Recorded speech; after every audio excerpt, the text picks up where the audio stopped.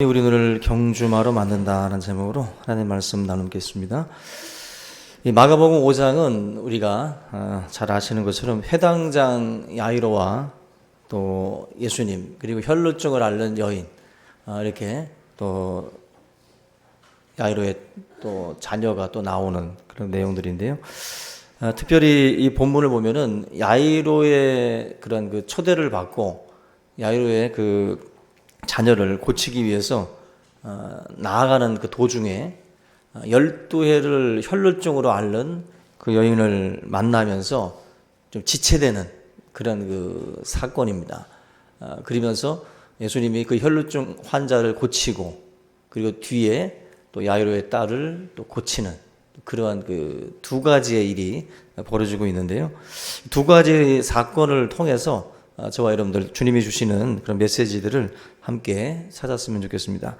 먼저 첫째로 특별히 고난이라는 것이 무엇이냐라는 그 질문을 우리가 던졌을 때 고난이라는 것은 우리를 하나님께로 가게 만든다라는 것입니다.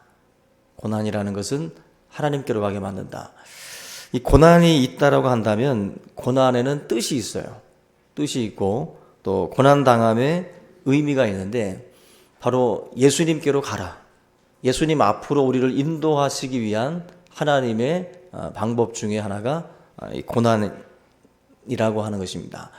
이 회당장이라고 하는 이 야이로의 이 직분 자체가 하나님의 말씀이 선포되는 회당의 장이에요.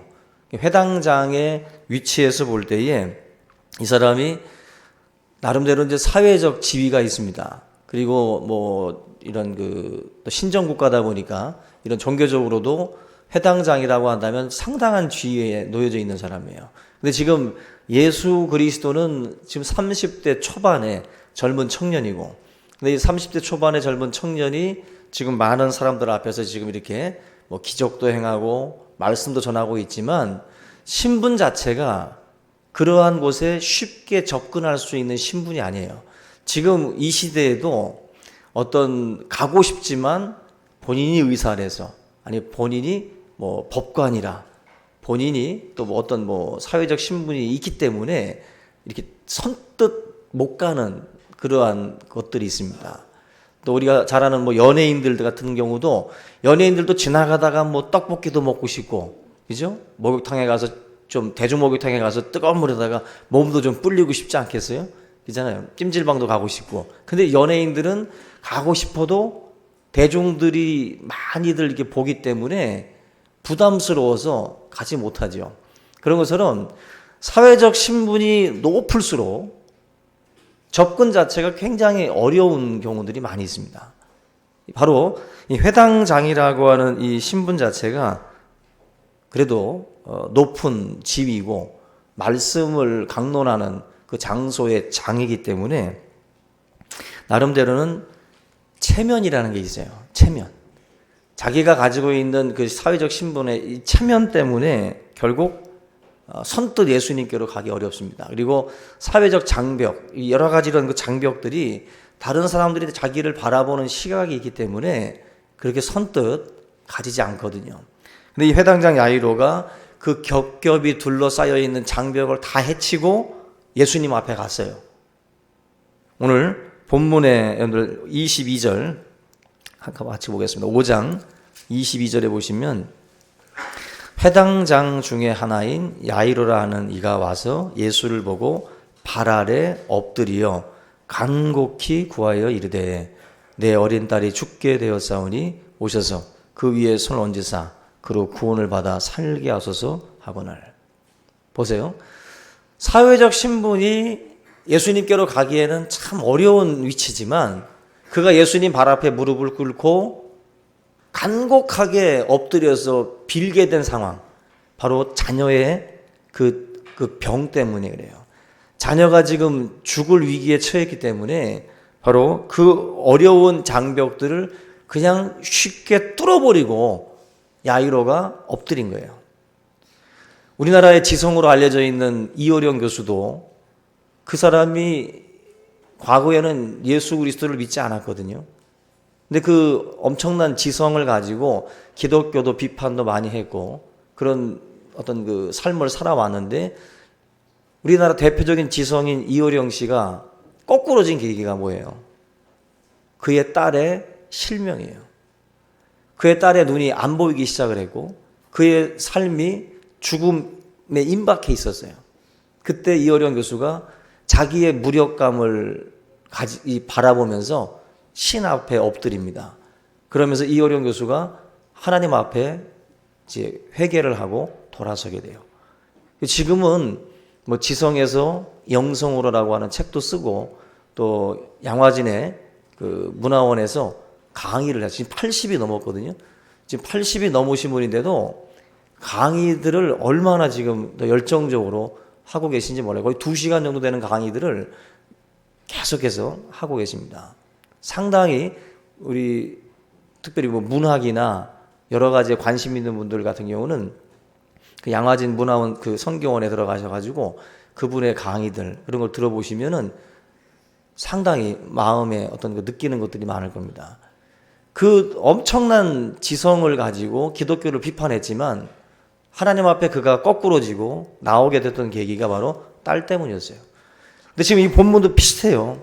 회당장이라고 하는 위치에 있었던 이 사람이 결국 그의 삶의 장벽을 뚫어버리고 주님 발 앞에 엎드린 계기는 딸 때문이에요. 딸의 죽음이, 딸의 그 긴박한 이 상황이 야이로를 예수님 발 앞에 엎드리게 만들었다는 것입니다. 여러분들, 우리들의 영역이 언제 넓어지는가를 한번 보셔요.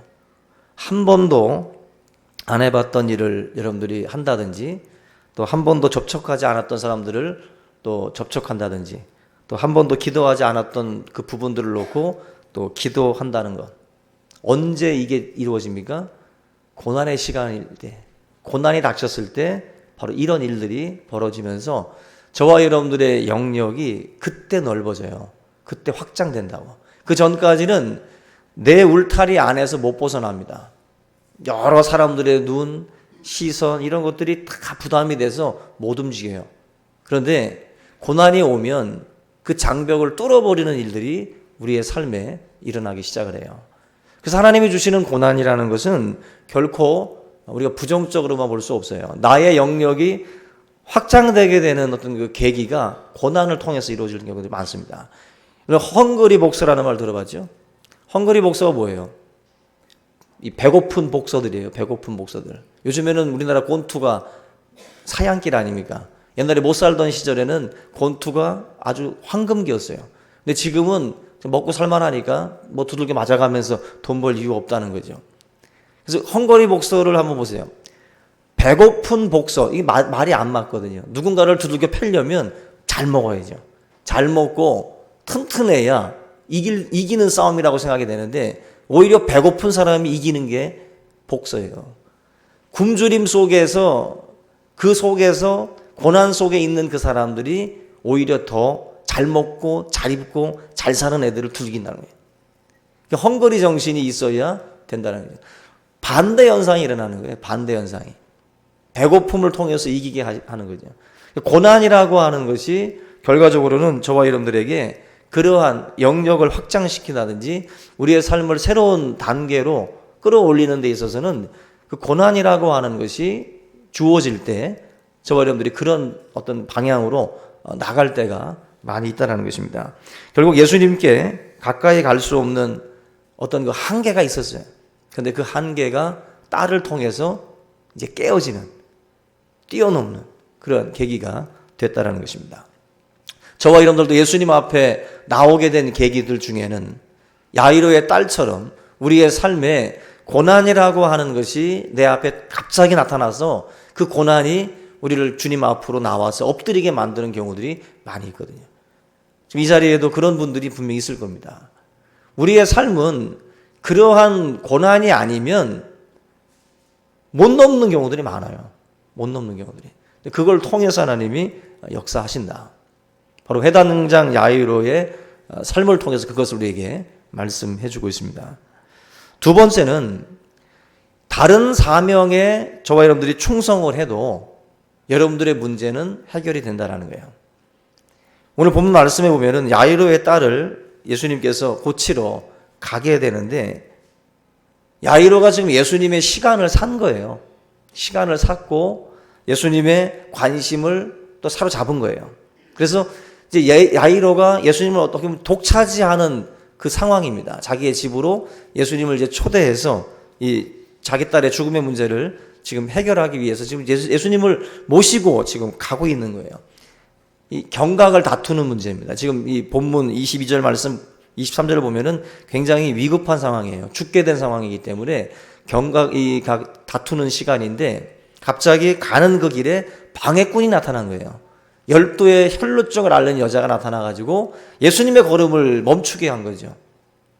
그러면서 예수님과 대화를 나누고 자기의 병이 나은 것에 대해서 뭐 이야기하고 누가 만졌냐 안 만졌다 막 이런 막 어떤 지체되는 상황들이 5장에서 이제 막 펼쳐집니다. 여러분들이 지금 자기의 딸이 지금 막 죽게 돼가요. 주님을 지금 모시기로 해서 데리고 가는 중에 이런 일이 벌어졌다고 한다면 우리 마음이 어떻게 되겠어요? 굉장히 급하잖아요. 조급하고. 그리고 우리들 생각에 그런 생각을 합니다. 12회를 혈류증을 앓았으면 너는 만성병 아니냐. 너는 지금 죽는 건 아니잖아.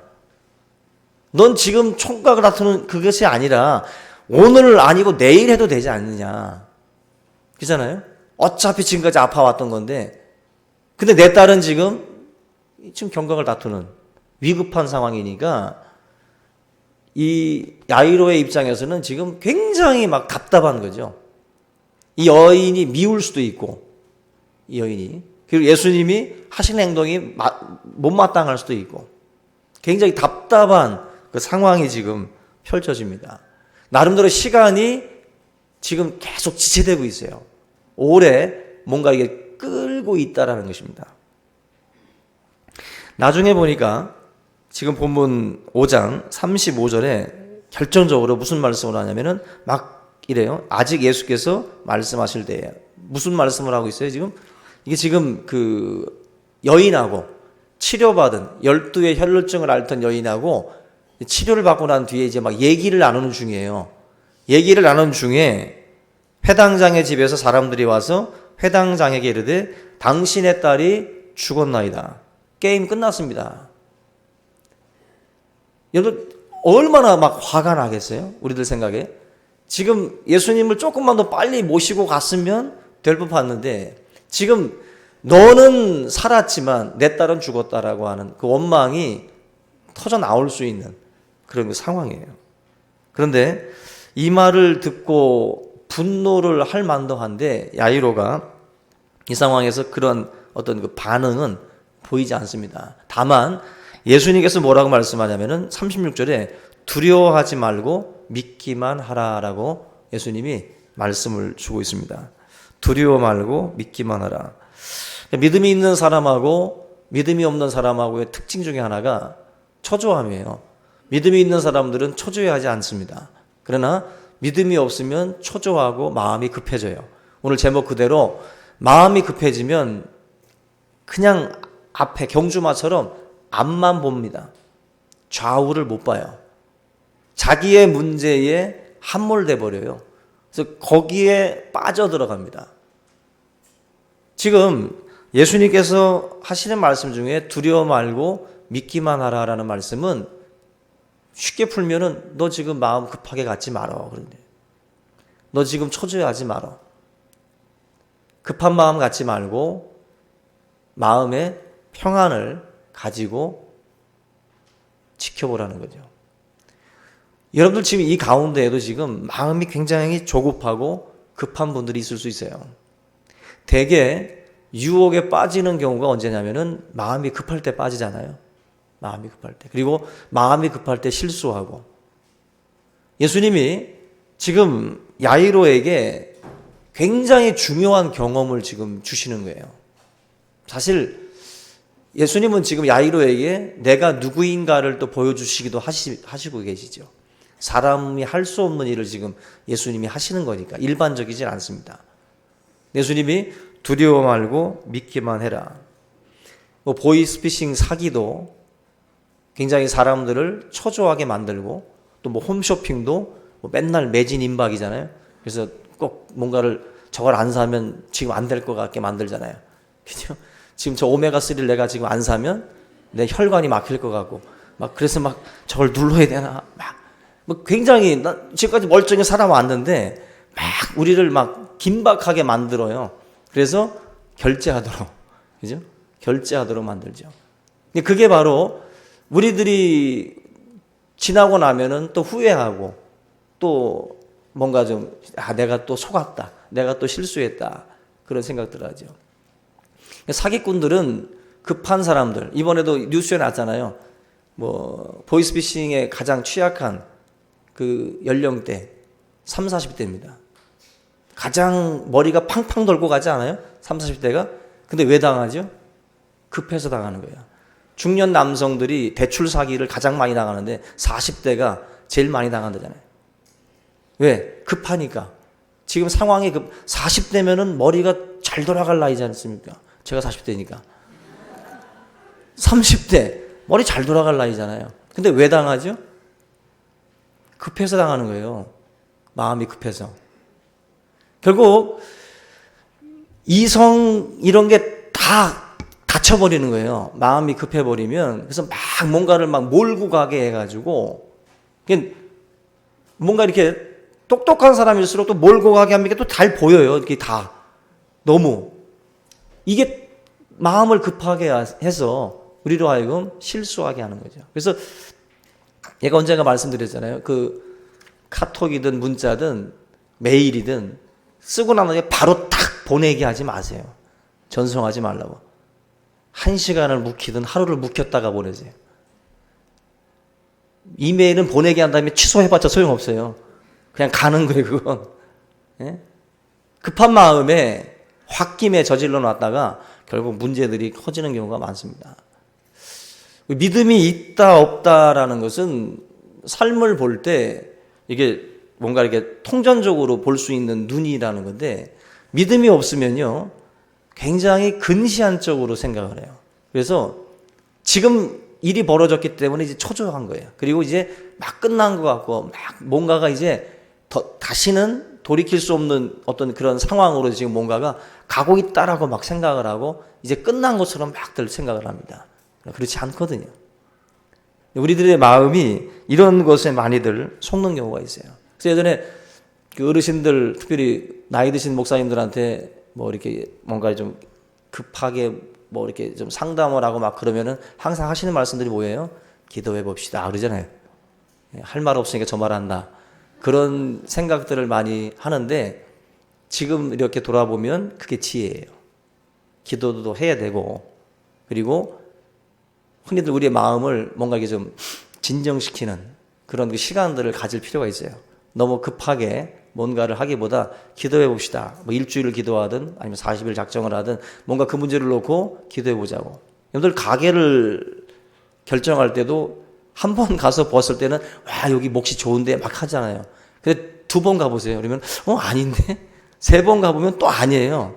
그 자리가 1m, 10m 차이로다가 망하고 승하고 달라져요.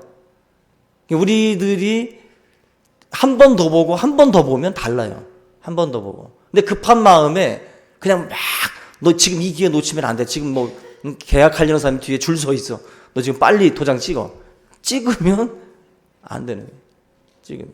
그만큼 우리들이 마음이 급하면은 사실 이성이 닫혀요. 이게 닫혀서 그냥 너무 급하게 모든 것들을 결정을 하게 됩니다. 예수님께서 지금 우리에게 이 본문의 상황에서 나름대로 우리 믿음의 사람들한테 던지시는 거예요, 지금. 뭔가 지금 예수님을 야이로의 집으로 급하게 데리고 가야 되는 상황이에요. 야이로 입장에서는. 근데 예수님은 더디게 가시잖아요. 뭔가 내 생각하고 다르게 움직이시는 주님을 볼 때 우린 조급하지만 주님은 조급한 것은 한정적일 때, 한계가 있을 때, 유한한 사람들에게 적용이 되는 거예요. 한정판, 뭔가 물건이 한정되어 있을 때는 조급하게 움직이죠. 물건이 떨어지니까. 근데 하나님은 우리가 항상 고백하듯이 전지전능하신 분이에요. 우리가 조급하다라는 것은 뭔가 이렇게 한정시켜 놓고 뭔가를 묶어 놓은 거예요, 지금. 그 생각을 가지고 있다 보니까 우리가 지금 막 조급한, 내가 지금 저걸 갖지 않으면 내 인생이 마치 크게 망가질 것처럼 생각을 하는 겁니다. 근데 그 마음을 주님이 아시는 거예요. 알고 두려워 말고 믿기만 해라. 그러니까 하나님 앞에서 저희들의 인생을 놓고도 너무 일희일비할 필요 없다라는 거예요. 하나하나에 너무 여러분들이 그걸 크게 생각을 해가지고 그걸 끌어안고 깔려있지 말라는 거죠. 우리에게 중요한 여러분들 목표도 있지만 그것에만 매달리는 것 하나님께서 원하는 게 아닙니다. 우리는 12의 혈루증 환자가 다 방해꾼이에요. 다 걷어내야 될 것들이에요. 그런데 주님은 그걸 거쳐가시잖아요, 지금. 그죠? 거쳐가신다고요. 12의 혈루증 앓는 여인을 고치고 그리고 야이로의 집으로 갑니다. 우리는 다 치워놓고 나에게로 논스톱으로 오기를 원하는데 주님은 그렇지 않습니다. 거치고 가세요. 거치고. 굉장히 중요한 부분입니다. 우리가 우리의 삶을 살아갈 때에 우리가 가지는 생각들이 그거거든요. 중간에 있는 것들에 대한 어떻게 보면 걸림돌 같은 그런 것들을 다 치우고, 즉 내가 목적으로 하고 있는 것, 내가 목표하고 있는 곳으로 그냥 막 돌진만 하려고 그래요. 그것만 바라봅니다. 그래서 여러분들 목표 지향적인 사람들, 또 과업 지향적인 사람들, 이런 말 들어보셨죠? 그거 성경적으로 보면은 옳지 않은 거예요. 저와 여러분들의 인생은요, 목표 지향적이라든지 과업 지향적으로 가면 안 돼요. 그건 하나님께서 원하시는 삶이 아닙니다. 세상은 그런 목적으로, 그런 과업을 지향해서 막 자기 인생을 그렇게 막 치닫는 분들이 많이 있어요. 근데 하나님은 저와 여러분들에게 그렇게 말씀하지 않습니다. 그걸 도외시하고 내 앞에 지금 펼쳐지는 하나님이 우리에게 주시는 또 다른 사명들, 과제들을 다 도외시하고 내가 꿈꾸는 그 목표와 목적만을 향해서 달려가는 거 하나님은 원치 않아요. 선한 사마리아인의 비유 아시죠? 그 선한 사마리아인의 비유에 보면은 강도 만난 자가 있죠. 강도 만난 자가 있을 때 제사장과 레위인은 그 강도 만난 사람을 보고 그냥 지나가요. 왜? 예배 드려야 돼. 자기들이 목적한 게 있어요, 지금. 뭔가를 하기 위해서 가는 길이었는데 강도를 만났단 말이에요. 이 사람을 돕다 보면은 자기들이 할 일을 못해. 가버려요. 그런데 사마리아인 한 사람은 지나가다가 그 사람을 만나니까 그냥 지나쳐 가지 않습니다. 이 사람도 목적이 있는 사람이죠. 근데 지나가다가 그 강도 만난 자를 만났을 때에 그 사람을 주막으로 데려가서 먹이고 입히고 치료하면서 부비가 더 들면 내가 돌아올 때에 내가 갚겠다고 하면서 길을 떠나죠. 주님이 인정하고 칭찬한 사람이 바로 선한 사마리아인이에요. 이게 무슨 말씀입니까? 여러분들이 목적하는 바가 있어요. 내가 가고자 하는 그 길이 있다고. 근데 그 길을 걸어가시다가 어떤 일들을 만납니다, 우리가. 근데 목적 지향적인 사람들은 이게 다 걸림돌이에요. 다 치운다고. 다 치우고 그냥 글로 가요. 근데 하나님은 그걸 원하지 않는다.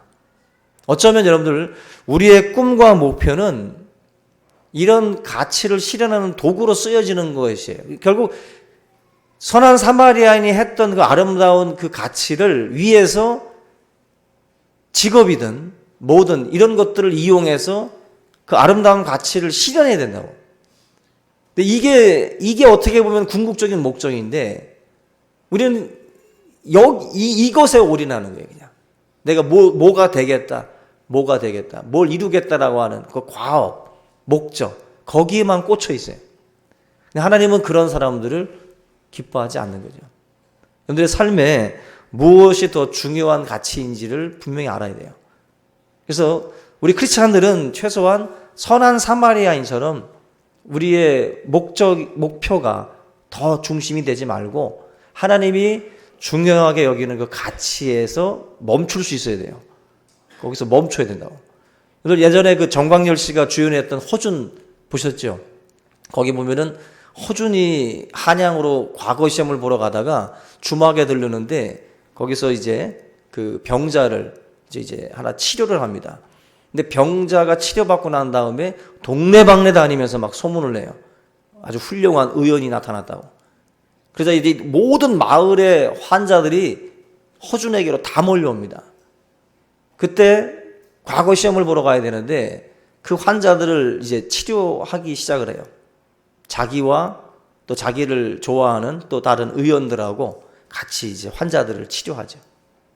그러는 중에 과거 날짜가 가까이 오니까 하나 둘씩 보찜을 챙기고 한양으로 다 올라갑니다. 그 중에 허준이 마지막 날까지 그 치료를 해요. 그리고 나서 이제 과거 시험을 보기 위해서 이제 한 청년의 또 이제 인도를 받아서 이제 올라가는데 이 청년이 한양 가는 길로 안내한 게 아니라 자기 어머니 쪽으로 이렇게 또 안내를 해가지고 어머니까지도 치료하게 만들다 보니까 결국 과거 시험을 못 보게 돼요. 과거 시험. 그거 여러분들 보실 때 감동이었잖아요. 그죠? 기억나죠? 그 드라마 보면서 교회에서도 참 많이들 그 적용을 시켰던 드라마예요. 그 허준은 여러분 만약에 과거 시험을 그냥 보러 가버렸으면 그 사람은 의원이 됐지. 그런데 지금처럼 이게 존경받는 명의가 못 돼요. 우리의 삶도 여러분들 그렇게 보시면 돼요. 내가 만약에 목적 지향적으로 가게 되면 자격증은 따. 그런데 하나님이 생각하는 그 아름다운 사람은 못 돼요. 여러분들.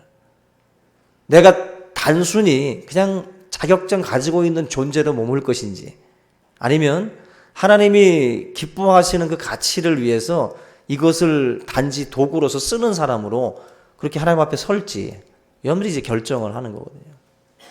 성경 어디를 봐도 하나님은 그런 사람을 원하시거든요. 그런 사람을. 그냥 자기 목적을 위해서 달려가는 사람 원치 않습니다. 하나님은. 저 여러분들이 하나님께서 무한한 능력이 있는 전지전능하신 분이라는 것을 믿는다면 내가 지금 목적하는 바가 더뎌지어도 좀 지체돼도 하나님께서 내 인생을 더 풍성하게 하실 거야. 믿으세요. 지금 이거 안 따면 난 죽어. 아니에요. 따도 죽을 수 있어요. 그거 여러분 인생이 그렇게 단순하면 그게 굉장히 쉽지요. 예를 들면 뭐 사시, 뭐 외무고시인가요? 또 행정고시 그거 다 뭐 수석하고 막 차석했던 그 고승덕 변호사 보세요. 한때 얼마나 기뻤겠어요. 그리고 방송에 나왔을 때 김미화 씨랑 나왔을 때만 해도 또 한참 인기도 있었잖아요. 그러다가 또 정치 입문했다가 또 쓴맛 보고 인생이 단순하지 않습니다. 우리가 딱 볼 때 계산상으로 그런 거 사시 행시 뭐 다 그냥 수석하면 인생 그냥 고속도로 같잖아요. 근데 그렇게 인생이 단순하지 않잖아요. 여러분들이 뭘 하나 땄다고, 뭘 하나 가졌다고, 잃었다고, 내 인생이 막 그냥 장밋빛 아니면 그냥 먹구름 아니거든요. 근데 우리는 너무 한 가지 일에 그냥 막 모든 걸 다 담아버려요. 그냥 거기 안에다. 근데 그렇지 않습니다. 하나님의 사람에게 뭐가 있어야 되냐면은 여유가 있어야 돼요. 마음의 여유. 그러니까 하나님을 믿는 믿음이 나의 이 급한 마음을 잠재워야 돼요. 그래서 내가 한 해를 더뎌도 하나님께서 내 인생을 풍성하게 하실 수 있다. 내 인생이 다른 것으로 인해서 더 채워질 수 있다는 것을 믿어야 돼요. 그러지 않으면 모든 이런 야이로의 이런 그 과정에 등장하는 혈루병 환자 이런 중간중간에 껴드는 사람들이 우리에게 너무 힘든 거죠. 근데 하나님은 다 거쳐가세요. 이걸 다 하시고 가기를 원해요. 여러분들 인생도 그렇게 하기를 원하시는 거예요. 그렇게 하기를. 오늘 이 말씀을 통해서 저와 여러분들이 좀 하나님에 대한 믿음을 좀 확실히 가질 수 있길 바랍니다. 하나를 잃었다고 저와 여러분들의 인생이 막히는 게 아니에요. 절대로. 또 다른 길로 하나님께서 여러분들의 삶을 인도하십니다. 그 믿음이 우리에게 있어야 돼요. 우리에게. 그게 이제 성도들이 세상 속에서 세상을 이기는 방법입니다. 우리가 하나님의 일을 90을 하면 내일은 10을 하고, 내가 하나님의 일을 50을 하면 내일은 50밖에 못하는 그런 식으로 계산하지 말라고요. 내가 하나님의 일을 하면, 내가 하나님의 일을 100% 하면 하나님이 내일도 100% 하십니다. 여러분들, 내가 움직이고 내가 함으로 해서 모든 것들이 다 이루어진다고 생각하면 안 돼요. 세상이 노력한다고 다 되는 게 아니잖아요. 노력 안 해서 가난한가요? 노력한다고 다 되는 게 아닙니다. 우리의 믿음 중에 하나가 뭐냐면은, 내가 하나님을 위해서 일할 때 하나님께서 나의 일을 위해서 움직이신다는 믿음이에요. 안식일날, 주일날 우리는 일을 멈추고 주님 앞에 예배합니다. 그러나 하나님은 나의 일을 감당하셔요. 내가 잘 때 마치 곡식들이 자라나는 것처럼 내가 저질러 놓은 일들을 하나님께서 우리의 삶에 간섭하신다는 거예요. 이 사람 저 사람 준비시켜서 여호와 일의 하나님으로 내 인생의 길들을 예비하시는 거예요. 그래서 그걸 우리들이 믿어야 되는데, 우리는 지금 당장의 그 일들에 있어서 굉장히 낙심을 하고 절망을 합니다. 하나님에 대한 믿음이 거기에 있어야 돼요. 그래서 내가 지금 멈출 때, 내가 내 일을 멈추고 하나님의 일을 감당할 때 하나님이 마치 천지 창조를 하시는 하나님이시잖아요. 그 천지를 창조하시는 하나님이 내 인생에도 새로운 창조를 이루어 가신다. 그 믿음이죠. 그 믿음이 저와 여러분들에게 있기를 주님의 이름으로 축원합니다. 그래야 성도지, 그게 없으면 그걸 어떻게 성도라고 할 수가 있어요? 예수님께서 그 산상수훈에서 말씀을 하죠. 너희는 먼저 그의 나라와 그 의를 구하라. 그리하면 이 모든 것을 너에게 더하시리라. 이 모든 것이 뭐예요? 내일이에요, 내일. 내가 하는 일들, 내가 궁극적으로 원했던 것들을 하나님께서 더해 주신다. 내가 주님의 나라를 위해서 힘쓸 때 주님은 나를 위해서 힘쓰십니다. 그 부분을 예수님께서 산상수훈에서 말씀하고 있는 거예요. 아빠 구두 붙들고 막 입김 불어가면서 구두 닦으면 아빠가 자식들한테 10,000원도 줄 수 있잖아요. 또 기분 좋으면 50,000원. 또 술 취하면 100,000원도 꺼내요. 하여튼 막 꺼낸다고. 이게 구두값이 10,000원일 수가 없고 50,000원일 수가 없고 100,000원일 수가 없잖아요. 그런데 아버지가 기분 좋으면 100,000원도 꺼내는 거예요. 내가 주님의 일을 감당할 때 주님이 일하셔요. 우리를 위해서. 저와 여러분들의 삶에 그렇다. 이 주변을 들여다봐도 꼭 지금 잘 된 것이 다 잘 되는 건 아니에요. 또 지금 안 됐다고 다 안 되는 것도 아니고. 내 인생을 놓고 볼 때에도 항상 하나님에 대한 믿음을 가지고 우리가 기도하면서 나아가시기 바랍니다. 그러한 삶의 어떤 그 목표, 이것이 결국 여러분들에게 있을 때 하나님께서 궁극적으로 여러분들의 인생을 더욱더 풍성하게 만들어 주실 줄로 믿습니다. 우리 학생들도 마찬가지고 청년들도 마찬가지고 영어 단어 뭐 몇 개 외운 인생이 더 행복하고 더 잘 되는 게 아니에요. 예? 단순히 뭘 더 땄다고 자격증을 가졌다고 그 인생이 더 행복한 게 아니라고요. 절대로 그렇게 생각하면 안 돼요. 약간의 도움은 주지만 그게 여러분들 결정적인 한 방이 아니거든요. 절대로. 근데 그런 것을 마치 내 인생의 결정적인 한 방으로들 많이 생각을 합니다. 영어 수학 잘한다고 다 된 것 아니고 못한다고 낙심할 것 없습니다. 주님 나라와 의를 구하는 시간만큼 또 여러분들을 위해서도 하나님께서 일하실 줄로 믿습니다. 그래서 보면 참 기막힌 일들이 많아요. 쟤는 참 머리도 나쁘고 얼굴도 못생겼는데 어떻게 잘 풀릴까? 그런 애들이 있고, 쟤는 참 괜찮은 애인데 얼굴도 괜찮고 배우기도 잘했는데 왜 이렇게 저게 꼬이죠? 그런 사람들이 있죠. 얼굴 못생긴 사람들 낙심하지 말고요. 재주 없다고 낙심하지 말고. 여러분 보세요. 뭐 제가 우리 청년 자매들한테도 얘기하지만 여자의 인생은 결혼 잘해야 돼요. 그러잖아요. 공부 엄청 잘했는데 결혼 잘못해보세요. 엄청 고생하거든. 근데 지지리도 공부도 못하고 좀 그랬는데 시집을 잘 갔네? 그러면 또 행복해져요. 여러분들이 여러분들의 능력으로 뭘 한다라는 거, 그것만 가지고 다 되지 않습니다. 절대로. 하나님께서 어떻게 우리들의 인생을 끌고 가시는지 보셔야 돼요. 그래서 여러분들이 힘쓰는 것은 낫으로 베는 거고, 하나님이 역사하면 트랙터로 그냥 확 밀어주시는 거예요. 그걸 믿는 거죠. 볼 수 있어야 믿음이죠. 그거를. 근데 그냥 주님 비키시라고 내가 비겠다고 그냥 계속 낯가지고 돌아가는 거예요. 하나님께서는 기계 대비하고 계신데 지금 내가 할게. 쓸데없는 소리 하지 마시라고. 자기가 한다고 또. 그게 지금 우리들이 하고 있는 행동들이에요. 지금 성도들이. 하나님 앞에 믿고 맡기고 조급해하지 말고 하나님 앞에 우리 인생을 맡기세요. 맡기면 하나님 여러분의 삶을 더욱더 풍성하게 하실 줄로 믿습니다. 이삭이 마지막 아비멜렉으로부터 우물을 뺏기다가 마지막에 판 우물의 이름이 뭐냐면 르호봇이에요. 팔 때마다 막 샘이 넘쳤는데 마지막 판 게 마지막에는 아비멜렉이 달라고 안 하더라고. 그래도 양심이 있어요. 근데 마지막으로 판 우물의 이름이 르호봇인데 우리들의 그 장소를 넓게 하셨다라는 뜻이에요.